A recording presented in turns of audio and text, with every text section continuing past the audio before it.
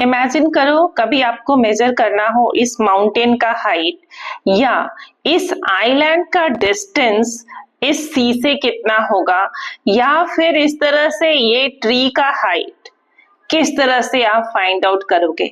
Yes, आपने सही समझा, ये हमारे मैथ में एप्लीकेशन ऑफ ट्रिग्नोमेट्री से हम फाइंड आउट कर सकते हैं। तो आज का जो टॉपिक है वो इसी बारे में है कि how to find out these distance angle with the help of trigonometric application. तो आज हम लोग डिस्कस करने वाले हैं चैप्टर में ट्रिग्नोमेट्रिक एप्लीकेशन।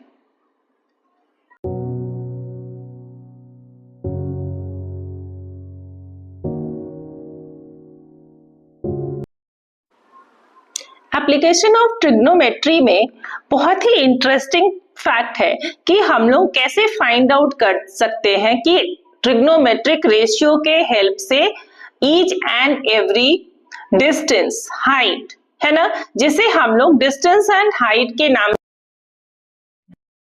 तो सबसे पहला काम करते हैं कि डिस्टेंस हाइट समझने के लिए एक हाइट लिया और यहां से हमने होरिजन लिया, होरिजन के जहां पर हमारा ऑब्जेक्ट जो ऑब्जर्वर है, ठीक है। तो अब मान लो ये ऑब्जर्वर है और इस हाइट को वो देख रहा है, ये हाइट हमारा ए है, ठीक है।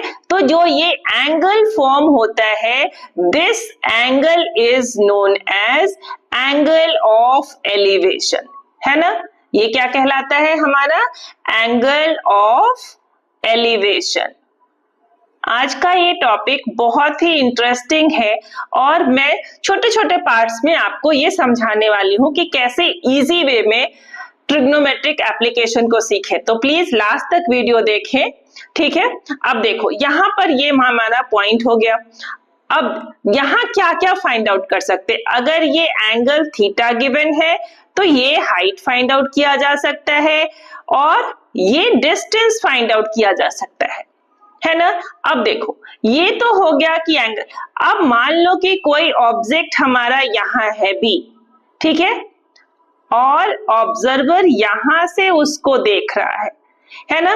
तो जो ये एंगल फॉर्म होगा वो क्या कहलाएगा हमारा, ये एंगल कहलाता है एंगल ऑफ डिप्रेशन। ये क्या कहलाता है, एंगल ऑफ डिप्रेशन,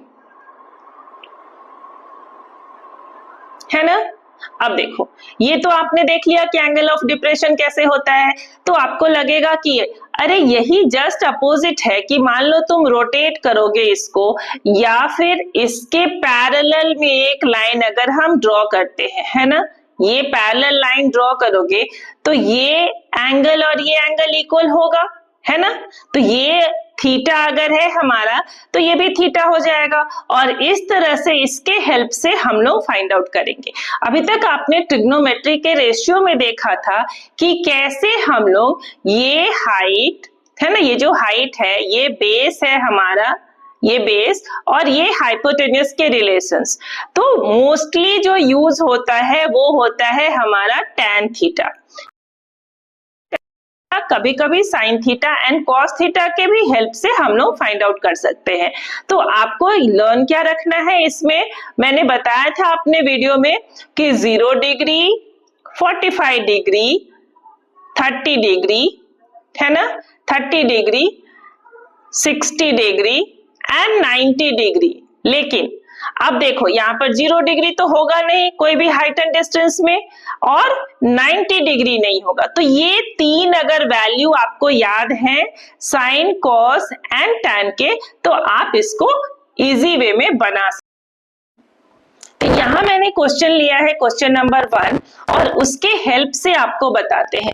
ये हमेशा याद रखना है कि दो बातें, कि अगर एप्लीकेशन ऑफ ट्रिग्नोमेट्री आप सॉल्व कर रहे हैं तो उस क्वेश्चन को 1 या 2 टाइम्स अच्छे से पढ़ो और ड्रॉ करो इसका डायग्राम। अगर तुम डायग्राम ड्रॉ कर लेते हो तो हाफ डन है वो क्वेश्चन तुम्हारा, ठीक है ना। जैसे यहाँ क्या गिवन है, find the angle of elevation of the top of a pole of height दिया हुआ है। तो चलो एक पोल बना लेते हैं, है ना। इसका हाइट गिवन है कितना, 40√3, है ना। अब ये एंगल अगर हमारा ये ट्रायंगल बन रहा है ABC, ये याद रखेंगे हमेशा, ये राइट एंगल से ही रिलेटेड होता है, एप्लीकेशन ऑफ ट्रिग्नोमेट्री, है ना। अब देखो यहाँ क्या बना, एक एंगल बना, बोल क्या रहा है कि pole of a height given है from the point 40 metre away from its foot, तो ये कितना हो गया 40 मीटर, है ना, इसको 40 मीटर लिख लो। अब ये राइट एंगल बना, तो हम लोगों को क्या पता है कि ये एंगल फाइंड आउट करना है, क्या करना है हम लोग को, एंगल फाइंड आउट करना है। तो डायरेक्टली क्या लिखेंगे, tan थीटा। क्यों tan थीटा, क्योंकि हमारे पास B गिवन है और B गिवन है ना। तो क्या लेंगे हम लोग, tan theta is equal to P upon B होता है ना, परपेंडिकुलर बाय बेस, यस याद रखेंगे। ओके, अब इज इक्वल टू क्या हो जाएगा 40√3 अपॉन 40, सही है, 40 कैंसिल, तो क्या आया √3, और tan थीटा का कौन सा वैल्यू होता है √3। tan थीटा में आपको 3 ही वैल्यू याद रखना है ना, tan 60 degree, yes tan 60 degree is equal to होता है √3, तो थीटा कितना आ गया, theta is equal to 60 degree. अब एक बात ध्यान से देखो कि अगर मान लो यहां हमारा tan थीटा है 60 डिग्री, tan के 3 वैल्यू को याद रखते हैं, कैसे याद रखोगे, 60 है तो 30√3, 30 है तो 1/√3 कम हो जाएगा, और 45 है तो इक्वल, 45 होगा तो ये दोनों इक्वल, दैट मीन्स 1, है ना। चलो मैं एक बार इसको लिख करके दिखा देती हूँ, ये याद रहेगा तो समझो तुम्हारा आधा से ज्यादा काम हो गया, है ना। ये हमेशा याद रखना है, tan 60 डिग्री √3, कितना आसान है, tan 30 डिग्री 1/√3, है ना, और tan 45 degree is equal to 1। बस यही याद रखो, आराम से बन जाएगा एप्लीकेशन, है ना। चलो अब क्वेश्चन नंबर 2 ले लेते हैं हम लोग। क्वेश्चन नंबर 2 में हमने लिया है कि a tree 12 metre height, tree का जो हाइट है वो कितना है 12 metre height, is broken such a way that its top touches the ground, है ना।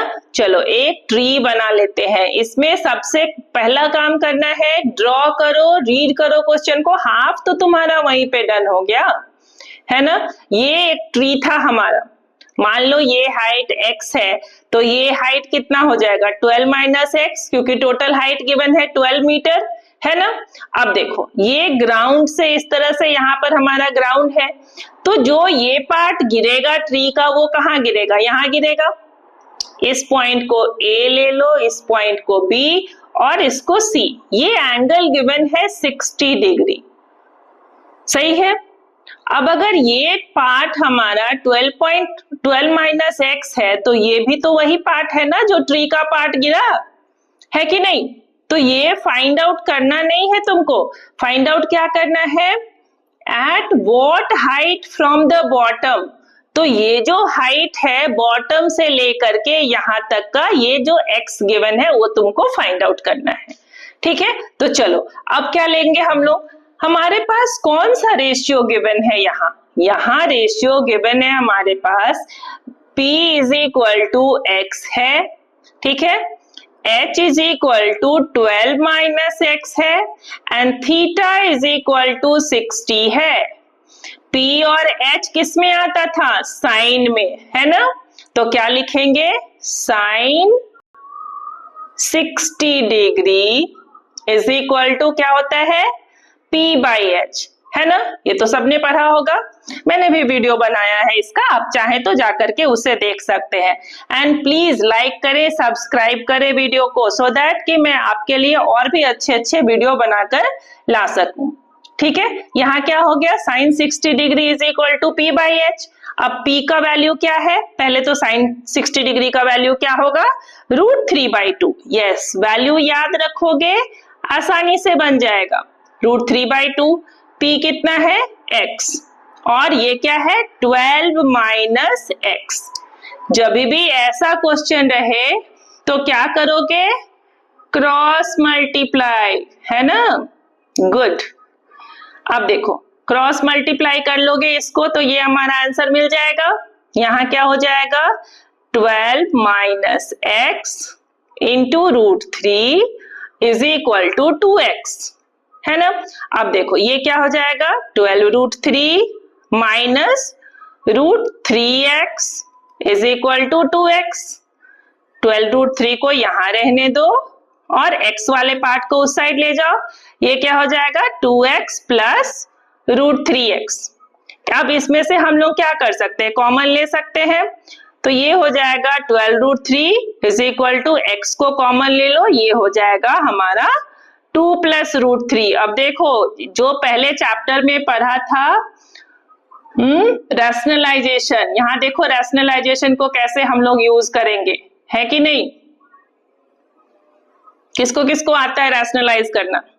अब देखो यहाँ क्या लिख लेंगे हम लोग, 12 √3 डिवाइडेड बाय 2 प्लस √3। वैसे चाहो तो यहाँ भी वैल्यू डाल के कर सकते हो, बट थोड़ा कॉम्प्लिकेटेड हो जाएगा, और कॉम्प्लिकेटेड नहीं करना है सम को, बीच से यहीं पे मैं डिवाइड करके इस साइड सॉल्व कर देती हूँ, है ना। ये क्या हो जाएगा, 2 प्लस √3 है यहाँ, तो ऊपर में माइनस करेंगे, ये हो जाएगा 12 √3 इंटू 2 माइनस √3। रैशनलाइजेशन करना सीखो, इज इक्वल टू हो गया x, ठीक है। अब इसको मल्टीप्लाई कर दो, ये क्या हो जाएगा 24 √3 माइनस √3 इंटू √3 3 एंड 12 3 जा 36 इज इक्वल टू x। अब इसको फाइंड आउट कैसे करेंगे हम लोग, वैल्यू डाल देते हैं इसमें √3 का। √3 का वैल्यू क्या होता है, वैसे तो अक्सर तुम्हारे उस क्वेश्चन के साथ गिवन रहेगा, है ना। √3 इज इक्वल टू होता है 1.73, है ना। इस वैल्यू को डाल करके तुम आसानी से इसको फाइंड आउट कर सकते हो। क्या लिखेंगे हम लोग, 24 into 1.73 minus 36 is equal to x। ये हो जाएगा हमारा 5.52, ठीक है। तो ये क्या आ जाएगा, तुम्हारा जो आंसर आया वो क्या आ गया, 5.52 मीटर, ठीक है। और इस तरह से हम लोग क्या देखें कि कैसे इसके हेल्प से, हाइट एंड डिस्टेंस के हेल्प से हम फाइंड आउट कर सकते हैं क्वेश्चन। नेक्स्ट वीडियो में हम लोग फिर आगे के जो कुछ डिफिकल्ट क्वेश्चंस हैं उसको सॉल्व करेंगे। Thank you for watching. Please like करें, सब्सक्राइब करें।